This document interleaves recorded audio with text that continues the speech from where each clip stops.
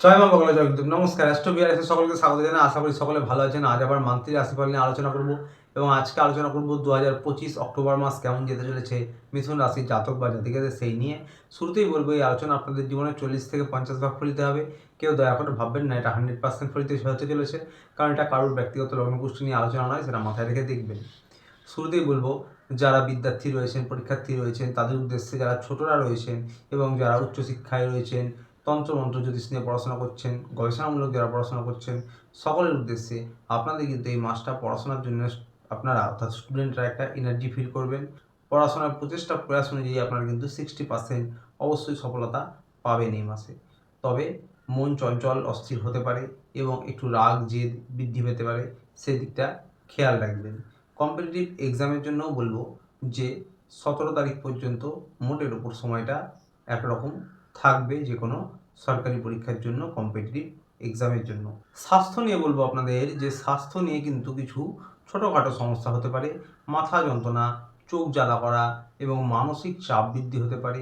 তবে সচেতনভাবে যদি চলেন তাহলে কিন্তু এগুলি সহজে কাটিয়ে উঠতে পারবেন এবং এই ক্ষেত্রে আপনাদের হাঁটাহাঁটি করা, যোগব্যায়াম করা বা বিশ্রাম নেওয়া উপকারী হবে। মাসের শুরুর দিকে কিন্তু মঙ্গলের প্রভাবে কিছু চাপ বৃদ্ধি হতে পারে, তবে আপনারা দৃঢ়তার সাথে আত্মবিশ্বাসের সঙ্গে কর্মদক্ষতার সঙ্গে প্রচেষ্টা করে চলুন, সফলতা আসবে। কিছু নতুন সুযোগ আপনাদের আসতে পারে এবং আপনাদের কিন্তু একটু ধৈর্যও দেখাতে হবে। তার কারণ কিছু ক্ষেত্রে ছোটোখাটো বাধা বা একটু ডিলে, দেরি হতে পারে, তবে সফলতা আসবে। আপনার আত্মবিশ্বাসের সঙ্গে, দৃঢ়তার সঙ্গে প্রচেষ্টা করে এগিয়ে চলুন এবং চ্যালেঞ্জিং কিছু এলেও কিন্তু আপনারা সেই কাজ ঠিকভাবে সম্পন্ন করতে পারবেন। কিছু মানসিক চাপ শুরুর দিকে আগেই বললাম বৃদ্ধি হতে পারে, তবে চ্যালেঞ্জিং কিছু এলেও আপনারা সেই কাজ কিন্তু ঠিক সম্পন্ন করতে পারবেন। অর্থনৈতিক দিকটা এই মাসে পজিটিভ বলা যেতে পারে। অর্থনৈতিক পরিকাঠামোটা মোটের ওপর ভালো থাকবে, তবে খরচও কিন্তু বৃদ্ধি হবে এবং পূর্বে অর্থাৎ আগে থেকেই কোনো বিনিয়োগ করেছেন এমন কিছু থেকে কিন্তু আপনাদের লাভ হতে পারে এই মাসে।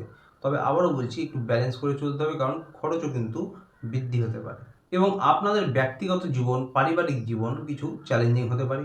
পরিবারের যারা সদস্য রয়েছে তাদের সঙ্গে আপনাদের সম্পর্ক একটু উন্নত করতে হবে। একটু রাগ জেদ আপনাদের মধ্যে একটু থাকবে এই মাসে চাপা। তবে হ্যাঁ, সম্পর্কের ক্ষেত্রেও কিন্তু কিছু চ্যালেঞ্জিং হতে পারে। যারা আগে থেকে লাভ রিলেশনে রয়েছেন, প্রেম ভালোবাসায় রয়েছেন, তারা নিজেদের সম্পর্কে আরও মনোযোগী হন এবং একে অপরকে সাহায্য করতে হবে আপনাদের। একে অপরকে কিন্তু সময় দিতে হবে, মনোযোগী হতে হবে নিজেদের সম্পর্কে। নতুন করে কিছু সম্পর্কে জড়ানোর সম্ভাবনা হতে পারে। যারা একা রয়েছেন তারা কিন্তু নতুন কোনো সম্পর্কে জড়াতে পারেন, তবে হ্যাঁ, মনের যে অস্থিরতা, চঞ্চলতা, তার জন্য কিন্তু সেই সম্পর্ক সাময়িকও হতে পারে। প্রতিকার নিয়ে বলবো মিথুন রাশির জাতক জাতিকা যারা রয়েছেন, আপনাদের রাশিটি একটি বায়ু রাশি। আপনারা পবনপুত্র হনুমানজির চালিসা প্রত্যহ পাঠ করতে পারেন। প্রত্যেক সপ্তাহে হনুমান মন্দিরে গিয়ে পুজো দিতে পারেন, না হলে মাসে অন্তত একদিন গিয়ে পুজো দিতে পারেন এবং বাড়ির ছাদে উঠোনে পাখিদের কিছু খাবার খাওয়াতে পারেন। গলিতে কুকুর থাকলে তাদের কিছু খাবার দিতে পারেন, অত্যন্ত ভালো প্রতিকার হবে। আজ ছিল এই পর্যন্ত। ভিডিওটি ভালো লাগলে চ্যানেলটি অতি অবশ্যই লাইক সাবস্ক্রাইব করে পাশে থাকবেন। দেখা হচ্ছে আবার পরের ভিডিওতে। ততদিনে ভালো থাকবেন, সুস্থ থাকবেন। নমস্কার।